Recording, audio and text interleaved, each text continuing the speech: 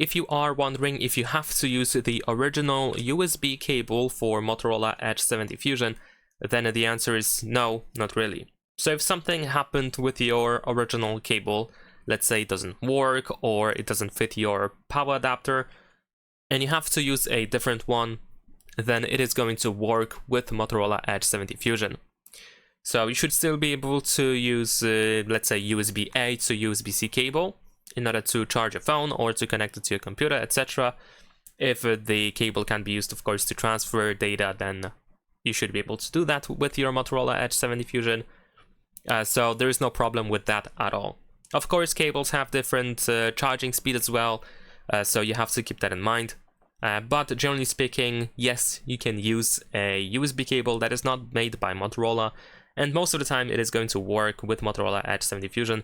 You just have to keep in mind that, like I said, cables also transmit they have different speed, and in some cases there is no transfer speed, so you might not be able to, let's say, connect it to your computer and transfer files, if that's what you care about. So this is something that you need to keep in mind.